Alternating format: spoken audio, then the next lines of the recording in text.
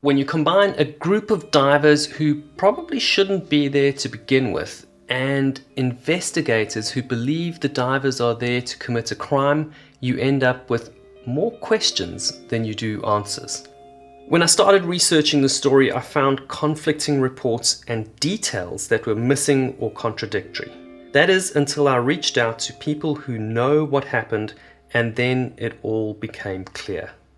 In the 1960s, the Cold War was pushing the USA and the USSR to develop their intercontinental capabilities. The USSR was rapidly building underground missile silos, and in September 1960, work started on a site called Plokštain Nuclear Missile Base in Lithuania.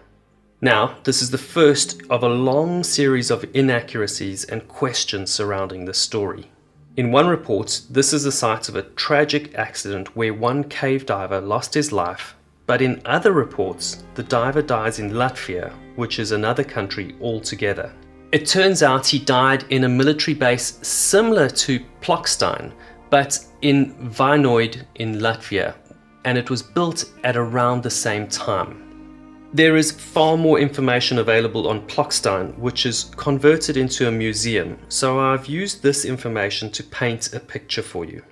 Plokštain was commissioned in 1960 and officially started operations in 1963. The USA didn't know about the existence of Plokštain until 1978, and after it was discovered, the nuclear missiles were moved to another clandestine site and the game of cat and mouse continued. The USSR had no need to maintain a site that the Americans knew about, and so it fell into a state of disrepair and was largely consumed by the forest that surrounded it. Over the years, the underground site was stripped of any valuable materials by metal thieves, then slowly filled with rainwater and was forgotten. That was until 2011, when 3 Lithuanian cave divers found out about the site and decided to explore the underground bunkers and missile silos that reached as deep as 30 meters or 90 feet. On Sunday, the 12th of June 2011, cave diver Vitas Vilkas, firefighter Aidas Zitavanicius, and close friend Linus Jakstas set off to explore the long-forgotten former Soviet missile base. They easily drove onto the site, which had no barriers and no signage to say "keep out." On the first dive of the day, all 3 made their way into the missile silo. A video was made of that dive and put up on YouTube as a tribute to firefighter Aidas Zitavanicius, who would not return from the second dive of the day. From the video, you can start to get a glimpse of the errors that contribute to the death of Aidas later that day. As the trio make their way into the silo, they joke about it being safe, provided there isn't any rocket fuel in the water. At one point, a woman who's joined them and will stay at the surface asks a diver if he has a dive helmet. He laughs off the question and says he left it at home. When diving, it's important to have a happy demeanor. If you aren't in a good headspace, then the possibility of panicking during a dive will increase with your stress levels. Now, without any cave reel or backup cylinders, the 3 make their way through what looks like a missile storage room and into a labyrinth of rooms until they find a launch silo. Before they descend to the deepest rooms below the launch silo, one diver mentions the depth below them is around 24 meters or 79 feet. From the surface, a joke is exchanged about how hot it is above ground and how cold it is in the water. The water is reasonably clear, except for some silt that is kicked up from time to time. As they make their way down and through the very narrow hatches, a diver's computer reveals the dive depth to be 22 meters or 72 feet. Along the way, you can make out sharp, jagged edges of metal debris. Aidas, Vitas, and Linus are visibly happy and excited about their dive when they return to the surface. That jubilation will quickly pass on the second dive of the day. Vitas Vilkas is the founder of a website called cavediver.lt. He is still active as a cave diver and seems to be involved with a number of diving communities. I later learned that he is the most experienced of the group. Aidas is a retired firefighter, and from what I can gather is a level-headed and determined guy who's ready to put himself in harm's way to help out a comrade.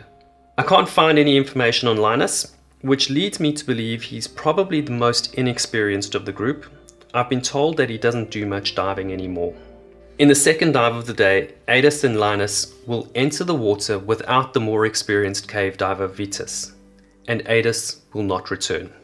At first, I had to guess what actually happened to Adis. The local newspapers reported that a diver drowned. I couldn't find anything to suggest otherwise. One website I found suggests that nitrogen narcosis could have played a role. I later found that Adis was found at 30 meters, and so nitrogen narcosis could have contributed. In various online articles, it suggested the police believed the divers were metal scavengers. If I read between the lines, the police didn't investigate too deeply. Perhaps they believed the group were metal thieves and not worthy of their time to investigate. I don't believe they were there to scavenge metal. They had no ropes or lift bags to haul metal from the water. Maybe they simply weren't interested in investigating the death of someone who was trespassing and shouldn't have been there to begin with. A diver chose to go into a place he shouldn't have been and died doing something that was obviously dangerous to begin with. So what did happen? My first guess was that visibility dropped and so the two divers lost contact. Adis possibly got his dive suit snagged on a jagged piece of metal, and as cold water filled his suit, the situation snowballed. The reality was not far from that. Adis and Linus entered the compound in much the same way as their previous dive. Again, without a helmet, backup cylinders, or a cave reel to set a line which would help navigate their way back to safety, they make their way into the labyrinth of tunnels. After the first dive, the visibility is slightly lower to start with, and by the time they kick up more silt on the second dive, the visibility drops even more. In the lower visibility, the two divers are separated. Now, in the low visibility and narrow passageways, Adis and Linus are trying to find each other and find their way out. Not having a cave reel with a line to guide him back to safety, Adis begins to perform a search pattern. As a seasoned firefighter, Adis would have been trained to search a building going in one direction to clear one room before moving to the next room in the same direction. We can't be certain, but I have no doubt that Adis believed his friend Linus would also be in trouble and was now putting himself into the role of rescuer to search for and recover his friend. Now, because of the stress and the cold water, lower visibility, and not knowing exactly how to get out, has raised his heart rate and his breathing is becoming more rapid. As he swims from room to room, frantically searching for his friend and a way out, his air supply is dwindling fast. Linus was able to find his way out, and when he comes out alone, Vitas immediately enters the missile silo to search for his friend. Vitas eventually found Adis at 30 meters in a complex labyrinth of tunnels underneath the launch silo. His tanks were completely empty, and so we know that he was searching until his final moments. If you'd like to see the original video, I'll leave a link in the description below.